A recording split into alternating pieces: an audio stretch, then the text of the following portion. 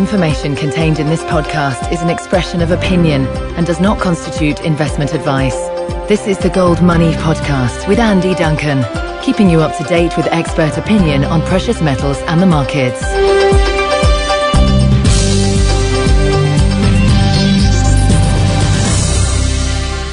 Welcome to this Gold Money Podcast on Wednesday, the 23rd of January. Today I'm with Professor Mark Thornton, who is a senior fellow at the Ludwig von Mises Institute in Alabama, book review editor of the Quarterly Journal of Austrian Economics, and the author and editor of many excellent books, including one of my personal favourites, a republication of Richard Cantillon's seminal masterpiece, an essay on economic theory, which I'm holding in my hands right now. Hello, Mark. Hello, it's great to be with you. Thank you for the invitation. Some prominent Austrian school economists, such as Bob Murphy, have recently been criticised by Keynesians for predicting high inflation, even though price inflation, as calculated by the US government, doesn't seem to have gone up very much, even if we look at the John Williams Shadowstats site, where it's not in the kind of Zimbabwean kind of hyperinflation territory. Now, you recently wrote an article on Mises.org which spoke about this. Can you tell us what you said in the article? Certainly. Yes, Bob had a bet with David Henderson predicting that CPI inflation, consumer price index inflation, would exceed 10% by January 1st of 2013. And of course, Bob lost the bet. The problem with the bet was that it was based on CPI inflation as measured by the government. Of course, you mentioned there's problems with that measure, even measuring consumer prices. But what we found this time around is that at present, all of that monetary inflation is creating price inflation in things like gold and oil and other commodities as well. If you look at the producer price index for commodities, you can see it's shot up to all-time highs. The price of gold is close to all-time highs. The price of oil is at a significant high by historical standards. And so when we look at just basic commodities out there, we see that the monetary inflation is causing a significant, much greater than 10% inflation. And of course, the government, as they measure consumer prices, they always have a strong incentive to under-account for inflation. And so they're constantly changing the measure. It used to be a cost of goods index. Now it's a cost of living index, so that as we change our habits and buying behaviors, what happens is that we stop buying high-priced goods that are going up and up and up.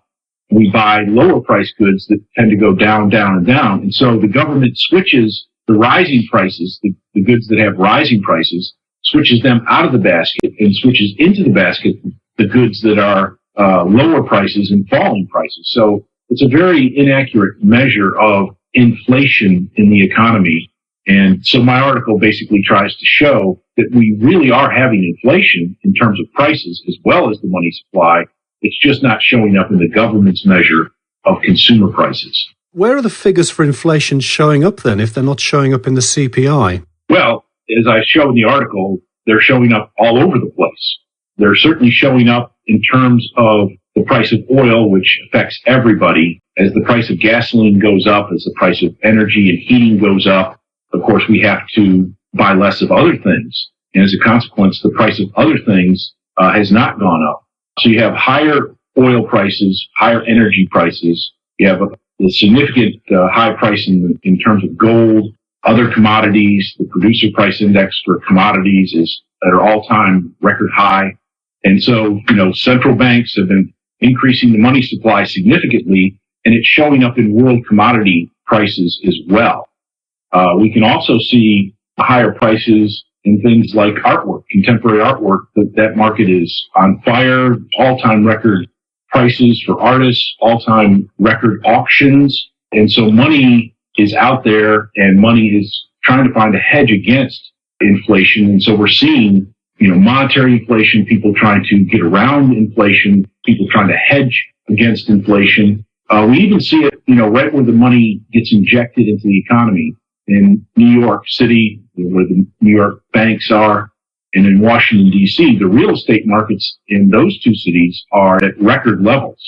And so there are prices that are going up all over the economy. It's just not being picked up in the government's measure of consumer price inflation. Now, one of the obvious places for people to go to hedge inflation is to buy gold. Now, the price of gold has been stagnating for a while, for about a year now. It's kind of been slipping between $1,650 and $1,750 and so on. Given that the fundamentals for gold seem so obviously good, is there any particular reason you can think of why gold is stagnating, or do you just think it's the calm before the monetary storm? I would go with the latter, that it's calm before the monetary storm. In fact, gold prices could dip down, especially if there's a crisis in the overall economy. You might see a temporary slippage in the price of gold. I'm looking for new opportunities to buy gold in 2013.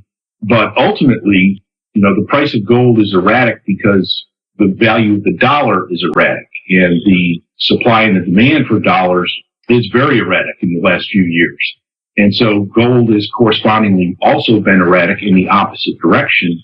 But ultimately, what the Fed has been doing over the last several years and what it has announced it's going to continue to do, which is inflate the money supply, that long term, gold looks like it's in a good position going forward. Now, it seems that the Federal Reserve's policy is to preserve all of the kind of mega banks, no matter how badly run or inefficient they are, and also to keep funding US government $1 trillion annual deficits to infinity and beyond. How do you think this is all going to end in the United States? Yeah, you're right. It's not helicopter Ben so much as it is bailout Ben Bernanke, that is. A lot of the benefits of his policies have basically gone to the large banks. We've got 12 mega banks in the United States and then thousands of smaller banks. And all of the benefits of Bernanke's policies have basically been directed at those large banks, which he considers, too big to fail and systemic risks and so on and so forth. But he's really been bailing them out, so that's been his policy. He wrote his dissertation on the Great Depression and how, the failure of banks caused the Great Depression. Whereas Friedman said it was a decline in the money supply. And of course, Rothbard said that it was the inflation of the 1920s that basically mandated that you'd have some kind of depression or recession at some point in time. So Bernanke is going to continue on. He's going to continue to help the big banks. He's going to continue to buy U.S. government securities. He's going to continue to buy mortgage-backed securities, funding, most of the mortgage market in the United States. And he plans to do this for an infinite period of time or until unemployment gets below a certain figure. This is a very dangerous type of policy regime. If we had taken our medicine when this crisis began in 2007, it would have all been over with by now, long ago. And we would be talking about the crisis of 2007, which ended in 2008 and is a thing of the past. Whereas Bernanke's policies, just like Roosevelt's policies in the 1930s, just kept the crisis going, and kept unemployment high, and kept real estate markets in disarray. The longer he does this, the more pain he's inflicting on the population of the United States. And of course, his graduate school buddy, Mario Draghi in Europe, is basically doing the same thing. And so it's MIT PhDs who looks like they're going to ruin the world. Yeah, I think the Bank of England is full of those people as well. It seems to be that the American government seems to be almost deliberately following the track of the Japanese government of 20 years ago. Do you think this is just going to go on and on and on, grumbling and grumbling like the Japanese situation with capital being slowly destroyed? Or do you think there'll be a big bang moment at some point? Well, I think there are parallels between what the U.S. did in the 1930s with program after program and bailouts and subsidies and so on and so forth, and parallels with Japan and parallels with what we're doing today. And basically, it's where the government aggressively intervenes in markets in order to prop up those markets. But ultimately, if you don't take your medicine, if you don't go through bankruptcy processes and clear out all the bad debts that can't be paid down, that can't be paid off, you're going to continue to have the sickness in the economy. So the results of Bernanke's policies, and of course our federal government, which is running over $1 trillion in deficits every year, that's going to keep the economy sick. That's the best thing it can do. As you suggest, there could be very easily some big bang event in the economy which would result in much worse economic conditions, much higher unemployment, and much more economic destruction of capital than if we just continue to linger on. But the only way out, ultimately, is take the medicine, go through the processes, the natural processes of bankruptcy and reorganization, downsizing, right-sizing, so on and so forth. All those business, all those entrepreneurial things that have to happen in order to get the economy on the right track. I'm going to make you the doctor then, and I'm going to give you a bottle of medicine. What exactly do we have to do to apply this medicine? I'm going to make you the governor of the Federal Reserve. What do you do on day one to start sorting this mess out? On day one, I walk into the office and I make an announcement that the Federal Reserve is no longer going to target interest rates, and that the interest rates in the economy will be determined not by the Federal Reserve, but by the market. And that we are not going to be increasing the monetary base, that we're going to basically cease and desist as an intervener in money markets. We're going to continue to do all the normal processes that we engage in, the checking system and so forth, the distribution of bills and coins and so forth. So we're not going to close down, but we're going to stop the inflationary process, and we're going to work our way out of being an essential sort of component of the marketplace. And at the Treasury, basically, you have to start running a balanced budget. So you'd have to have pretty massive spending cuts all the way across government, entitlement programs, the military, spy organizations, foreign aid, unemployment insurance. That's got to stop. It's been said that you can get as much unemployment as you're willing to pay for. And we've been paying people not to work here in the United States and in other places as well. But that's got to be one of the necessary components of cutting back government. Yeah, we have whole generations of people here in the UK who don't know what a proper job is. I was just wondering, what do you think the actual real interest rate would be if it was allowed to float freely? Well, if you're talking about the money market rates, I would say they'd be pretty low, actually. You need at least 2% to get banks interested in putting their money into the money market. So I would say, 2-3% for money between banks. And then for loans, you're talking about 5-6-7% for collateralized loans. And then, of course, it goes on up from there depending upon the risk in the economy. But, a normal market economy is going to be one that's characterized by deflation rather than inflation. So there would be no inflationary premium built into interest rates on loans. There would be, in effect, a deflationary premium on loans, in the sense that people would expect that the prices of goods and services in the economy overall would fall over time as increased productivity resulted in the production of more goods, but with essentially the same amount of money in the economy. So there would be, as you get back to a market economy where the government is not sucking out all the resources, and you don't have monetary inflation, you would expect a gradual low deflation, and therefore you would expect fairly low interest rates. A huge, great crack up, and then we'd get back to a kind of 19th century situation of continuous deflation, gentle deflation. And, of course, you'd have a restoration of the capital stock. You'd have an economy that was geared towards saving and investing rather than borrowing and inflating.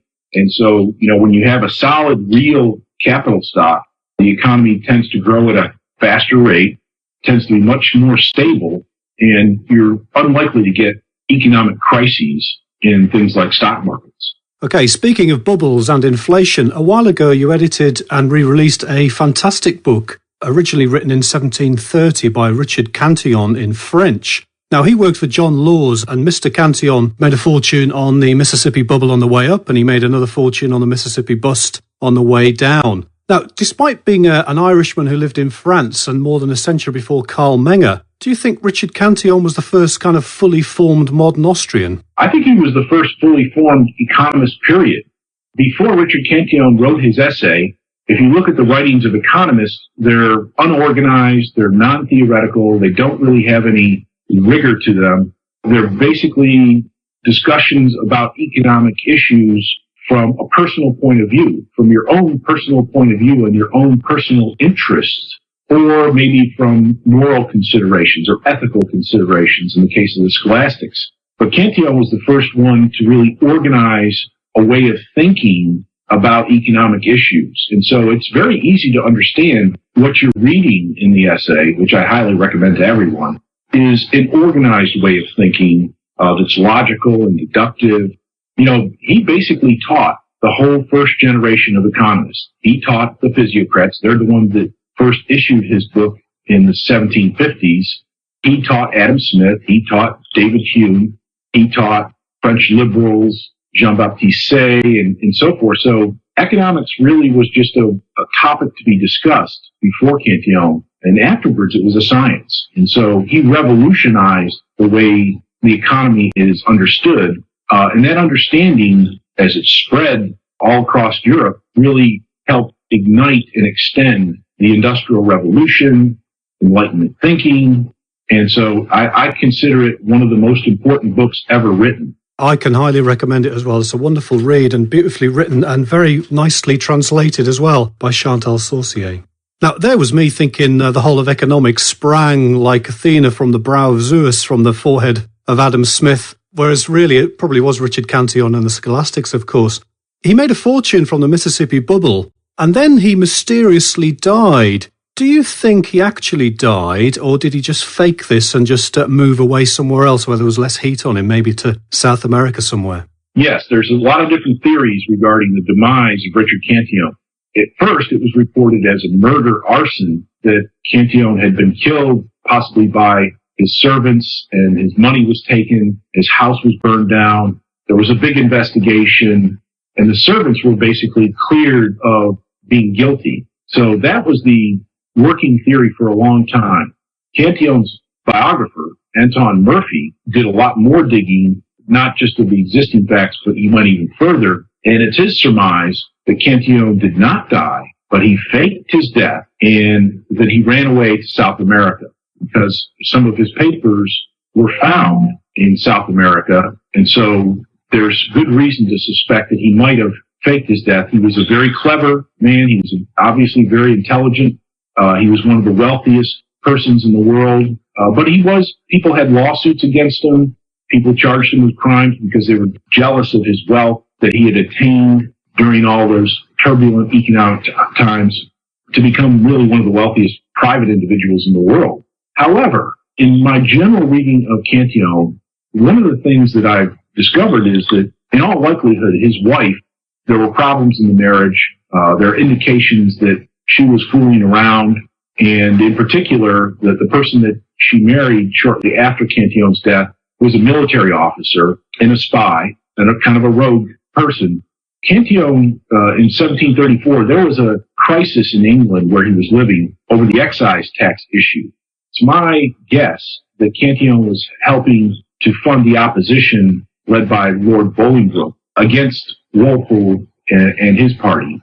So if you've got the existing government who has a spy who is fooling around with Cantillon, there are multiple reasons to suggest that Cantillon may have been assassinated by the lover of his wife.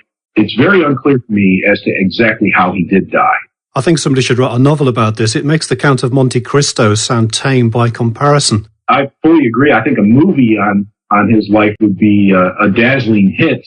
And given the people that he knew, I mean, he knew all of the leading intellectuals of this period. Your last book was Economics of Prohibition. How's the reception to that book going? Well, I mean, it's been a big hit. It's been reprinted by the Ludwig von Mises Institute. It's a pretty inexpensive book in paperback. It's, I think, $20. You can get it at Mises.org, Mises.org. As a matter of fact, if you search for the Economics of Prohibition PDF, you can look at the PDF version for free. And so it's become kind of a standard. It's been used in a lot of classrooms, and it's sort of become the standard issue of how to analyze prohibitions in general. The book itself looks at things like the prohibition of alcohol in the 1920s in the U.S., the prohibition of illegal drugs, and the effects that those prohibitions have on not just price and quantity, but purity, potency, corruption, crime, gangs. And it just sort of shows that when you try to isolate and prohibit a little small thing in the economy, it has huge ramifications, all of which are negative. And of course, ultimately, you can't prohibit these goods. They just become more dangerous and more potent, more deadly and more addictive. So what the overall message of the book is that prohibitions by governments of what otherwise would be normal goods in the economy is a losing proposition. There's no benefits to be had. It's all costs. The cost in terms of the criminal justice system, the prison system, public corruption, the health consequences of these drugs. We're losing thousands and thousands of people in the U.S. as a result of these senseless prohibitions. And then, Portugal comes around and decides to legalize all drugs. And, the doomsayers would say that the country is ultimately going to be doomed. But actually what's happened is that all of the social measures that are used to monitor drug use have improved in Portugal. So just as the book would predict, if you legalize these goods, what happens is that all of the social indicators actually get better and continue really to get better. And the more personal responsibility society places on the individual, the more likely that those benefits are going to continue to grow rather than get worse and worse and worse. Now, that book sounds fascinating, and free has always been my favourite price, so I'll be downloading that to my iPad tonight. Do you have any more books coming out soon? Well, I hope to have a second book out on prohibition, which is a collection of all of my popular articles on the drug war, and as well as my academic work. And if you go to mises.org and look at the daily articles, I've written a lot of articles about developments in the war on drugs, the recent legalization of marijuana, Proposition 19 in California, and so on and so forth, that have been big hits on our website. Everything is free. We're open, of course, 24/7, 365, and you can actually get free PDF copies of our books. And there's no cost to any of this stuff. So I highly encourage people to become enlightened about Austrian economics, because it makes for more sensible social policy, as well as it gives you a better understanding about how financial markets work in order to position yourself in a better, safer, more profitable position going forward. Okay, I think that pretty much wraps us up today. So, Professor Mark Thornton, thank you very much for your time today. You're very welcome. Subscribe to the Gold Money newsletter at www.goldmoney.com to receive email updates on new articles, videos, and iTunes podcasts from our Gold Research section.